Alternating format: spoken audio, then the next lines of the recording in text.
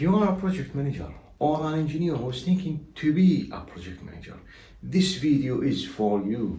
Today, I'm gonna share with you a managerial plan with a different way of thinking. Will qualify you to build any construction, and hand it over in the minimum time.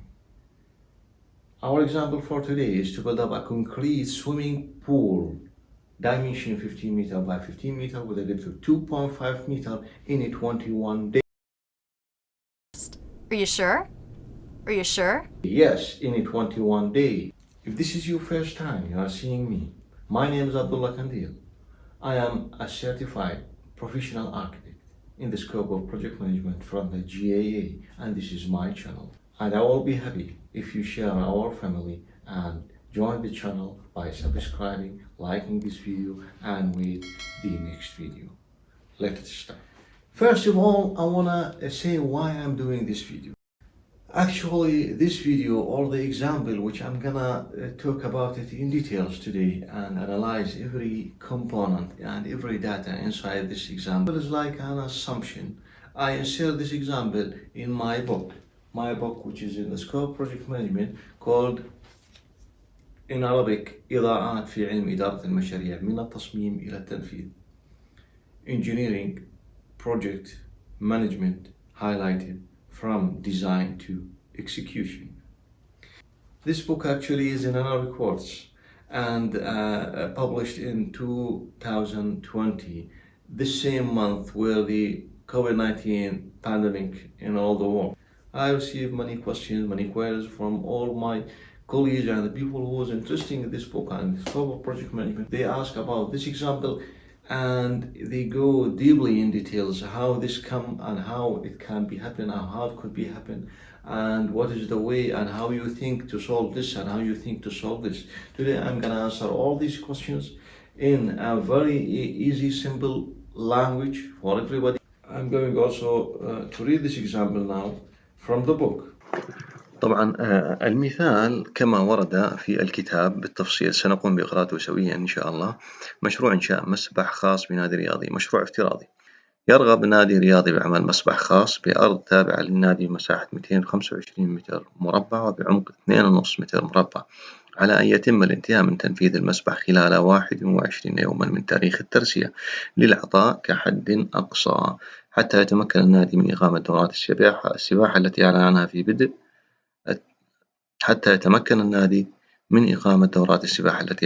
التسجيل فيها. وقد تم طرح المناقصة والتي تشمل على جميع الوثائق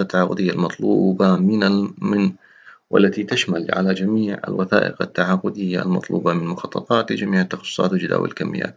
انظر الجدول رقم 23 عين 2018 ومواصفات وقوائم المواد وماركات جميع المواد المطلوبة. وتم ترسية العطاء على إحدى شركات المقاولات والتي انتهى من تنفيذ المشروع قبل موعد التسليم ب3 أيام. فكيف تم ذلك وما هي خطة العمل وتفاصيل البرنامج الزمني الذي تم الاعتماد عليه وكيف تمت إدارة مشروع لتنفيذ البرنامج الزمني وتسليم المشروع قبل موعده. ننتقل الآن لتفاصيل الجدول رقم 23 عين على 218. طبعا تفاصيل جداول الكميات المرفقة مع العطاء هي عبارة عن 10 بنود عامة، وتفاصيل هذه البنود كما يلي. البند رقم 1 هو عبارة عن أعمال الحفر والردم والتأسيس ونقل ناتج الحفر خارج الموقع وكل ما يلزم لتنفيذ البند حسب الأصول. الكمية من 685 متر مكعب والسعر $16. الخرسانة العادية الجاهزة 60 متر مكعب و$162 للمتر. الخرسانة المسلحة الجاهزة 600 متر مكعب و$337 للمتر. ألواح العزل المائي، توريد وتركيب صفايات أرضية وترنشات شامل مواسير وجميع الإكسسوارات وكل ما يلزم لإنجاز العمل على أكمل وجه. توريد وتركيب لوحات كهربائية ووحدات الإنارة الشاملة جميع الكوابل وما يلزم لإنجاز العمل على أكمل وجه. توريد وتركيب سلالم ستانلس ستيل وجميع الإكسسوارات وما يلزم لإنجاز العمل على أكمل وجه. توريد وتركيب مضخات مياه شامل جميع الإكسسوارات. توريد وتركيب بلاط سيراميك شامل جميع الإكسسوارات وما يلزم لإنجاز العمل على أكمل وجه. أجهزة فلترة وتحكم. هذه هي البنود المذكورة في جداول الكميات وهي بنود عامة كل بند يحتوي على مجموعة من التفاصيل. ننتقل الآن لاستكمال الشرح. all the contractors have submitted to this project, and only one contractor he comply with the condition of the client. The condition of the client say that you should finalize handover this project in 21 days. The contractor who won this bid or who win this tender, he gives some condition also to the client. Ask the client that if you want me to do this swimming pool or this project to hand it over to you in 21 days, you should support. And he have actually 4 conditions. Condition number 1, the contractor, and concentrate now, just listen and take it point by point. How is this contractor thinking? Also you as a contractor or as a project manager, you can think in this way, because these 4 conditions, which I'm gonna explain now, this is a major point to any delay in the construction project. Most of the delays is built in these 3 or 4 points. It is actually 4 points, but 3 of them is major delays in all construction projects. Number 1 is that there is nothing called show drawing approval. Your drawings, which you will give to me, it is the show drawing, and I will start construction based on these drawings. What he want to say that there is no consultant should approve these drawings.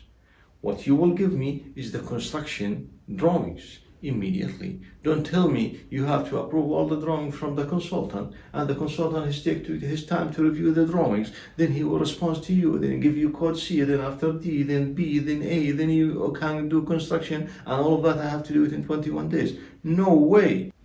No approval, no submissions for the consultant for any approvals. This is number 1. And this is a winner card for any contractor. If you reach to this phase in any construction, if you reach to this phase and this agreement with the client to minimize, at least to minimize all the approvals related to the construction or the show drawings, you are the winner. You are the winner. When we talk about approved shop drawings for all scope, all these plans to finish all the approvals, you need at least 2 months. Like a small project for the swimming pool, you need 2 months. On the other hand, the client, he wanted 21 days. This is not logic. So this is the first condition for the contractor. The second condition was, don't tell me that you should submit for material approval. You have to give me the material specification, the brand, and the model, and the manufacturer. I shouldn't search anything. Don't tell me you should give 3 samples to the consultant and he should agree or not agree and discuss it with the client. Client, he will like it or dislike it. No, you discuss it with your consultant. Just give me your finishing tiles, the model of each tiles, the number, the brand of that tile, and the company or the manufacturer for that tile. The same thing for the bump, the same thing for the concrete mix, the same things for waterproofing system. Everything. You should give me all the material, all the brands. I shouldn't go and for any process related to material approval. This will take also maybe weeks, maybe days, maybe months. I don't know when it will finish. So don't tell me you have to finish in 21 days and you give the time for yourself and for your consultant to finish the material approval as you want.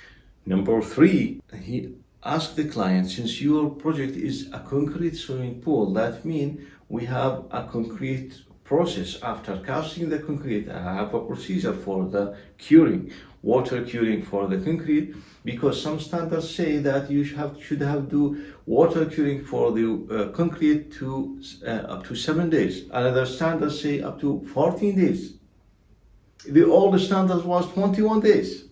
So how come you tell me that you should finish your concrete after casting away for 7 days until finish the curing, treatment for all the concrete, remedial work, everything? This is need from 7 to 14 days. No way to finish this project. So we asked him to use a concrete curing compound.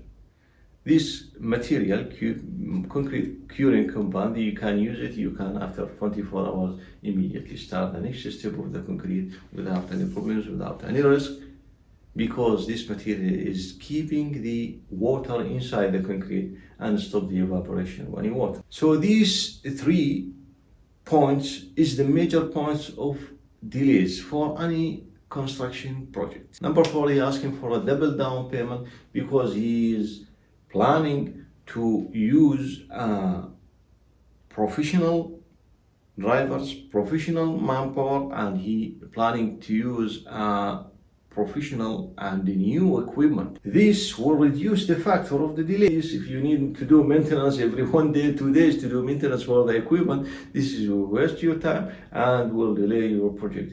Once you are asking about 21 days, it is not sufficient even to communicate with the new suppliers to ask for the new equipment. So he is planning to hire a new equipment, professional manpowers. These professional manpowers, always you have to be ready for the payment. When you are talking about a professional manpowers, these people know their value, so you should pay. It is different than the manpower you are hiring from another place and you want to train them to know the work, then to qualify them to do the work. Also, in some types of subcontractors, when you give him a double down payment, he will do your work faster. So you give him the advance to finish your work first of all, because you know your payment is ready. So in this example, this is one of the major and main points, but this is not related to the contractor. I consider it will not be happen, which is related to the compelling circumstances, conditions, like the earthquakes, like the volcanoes, like the heavy rain, snow. These things also delay the work and the construction work at the site. So I consider this factor is 0. If you have these 4 factors and you have the natural compelling circumstances is also 0, I believe you can do it in 21 days. And I will surprise you that this contractor, he did it in 17 days before the handing over date in 4 days. He finished this project in 17 days by numbers. And I will give you the full plan, how he did this, how he analyzed all the data, and how he built up his time schedule, and how he calculate all the manpower and the procedure of the work, how he cover himself day by day, hour by hour, minute by minute. The contractor start thinking in another way. He start thinking, how many manpower I need in 21 days?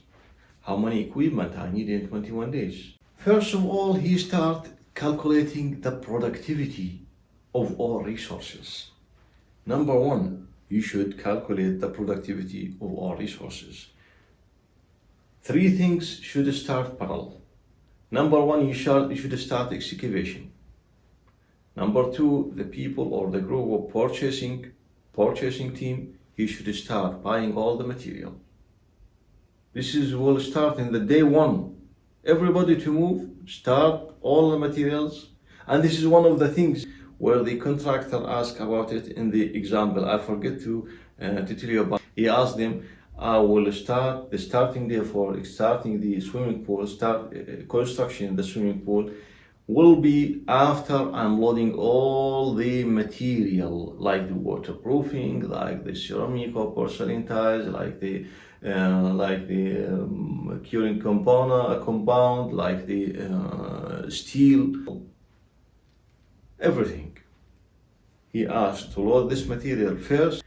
Actually, in reality, nobody is doing it. This is a special requirement and a real challenges. So you should have a special condition also. The contractor should be smart. What is the way which will push him to do and to achieve this target? He should think about it. There is nothing called standard and cannot be changed. Everything can be changed. This is a contract. You have an item, you can change it. The client have another item, which is where he worry about it, he can change it. If you have worry about something, also you can change it, and both of you should agree about something which is pushing and supposed to push the work at the site. The contractors start to calculate all the productivity of the manpower. Productivity of the manpower, actually, you should calculate it in a very smart way, because this is not a playing. to do a project such like the swimming pool 21 day, you should calculate everything. Steel fixers, you should know and be 100% know that your steel fixer productivity, the per day, how much.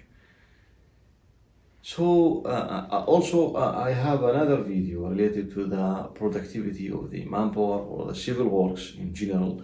You can see the link of the video in the screen. Now also I will make a small summary for this video, which can help you to have an idea how is this contractor think. In the construction world, we have some averages for all the manpower inside the construction projects. For example, for the steel fixers, the productivity of the steel fixers for the column is different than their productivity for the footings. It is also different in the slab and different in the beams. So, but we have an average. When we say like a swimming pool, I don't have a columns. So this is good because the column is the minimum productivity for any steel fixer can achieve per day is the columns. So everybody is avoid to take the column, because if you are hiring these steel fixers as a lump sum for their job, so this columns will be something like a horror film for them. They will take a lot of time to do it and they will get a less. That's why everybody is all the steel fixers, when you hire them, they will keep negotiate about the average.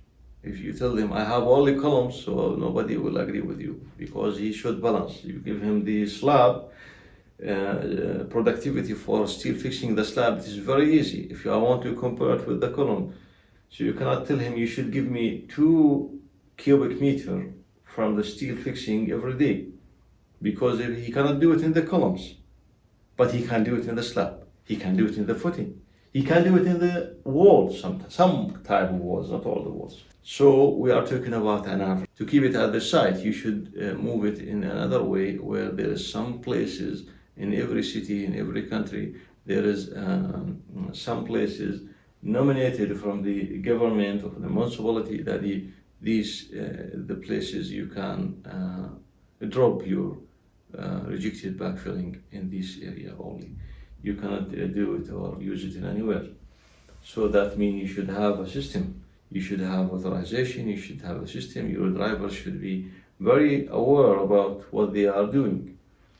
Also for the another calculation, not only for the steel fixer, carpenter also they have also the same procedure. We have also an average of 3 meters per day. So also you will calculate 3 meters, that 3 meters I have 600 meters. 8 men steel fixers and 8 assistants to finalize all the work in 3 days. And I checked the example just right now. In the other hand, that also you should calculate the productivity of the equipment. You should calculate the time required for the loader to move from the site to fill the load with the backfilling, then to move from the site to another site where you will drop the rejected backfilling and back again. What is the time required to move from this point to that point, and how many times this loader can move and back? What is the volume of the loader bucket, and what is the time required to reach the drop off point for the rejected backfilling and to back again to the site? The time required multiplied to the bucket volume. This will give you the productivity of this equipment. Also, we consider that all the drivers are professional. Professional driver, that means he give you 8 minutes, 8 minutes, 10 minutes, that means 10 minutes. Also, this contractor calculate all the expenses, the payment, the running costs for all the stuff, for the equipment and for the manpower. Then the contractor, after he calculate all of these data, all the schedules, how many manpower I need, how many the productivity of all manpowers is required every day, every hour, and how many working hours every day you need for all the stuff. and there is a holiday or no holidays. In the plan of the contractor, there was no holidays. There is no holiday in the Friday, there is no holiday in Saturday. This is a conditional project, and this is a special requirement. Also, you should have another law, special law. Normal law, we have some project they calculate based on 6 working day per week. So you have one holiday. Some project you have 2 holidays and you have 5 working day per week, with the 8 hours for each manpower. So the contractor calculate all of these: the manpower, the productivity, the equipment, the resources, all the resources required, and he start working. He a very intensive time schedule details. We will analyze all these data one by one. We will do this plan, we will do this time schedule, and how he also score the critical path for the project, and how he will move. This path should be finished first of all, because this is a long path. The long path always the risk is 0. So you should finish it in a professional way, and you should start with this critical path first of all. Also, he calculated this critical path for the activity, where to start, where to stop, and what is the priority for all the activity. Collect all the paper again and give it to the scheduler or to the planner, and the planner did this time schedule in a professional way, since he have a professional data for the time schedule done as well before entering any data in the planning programs.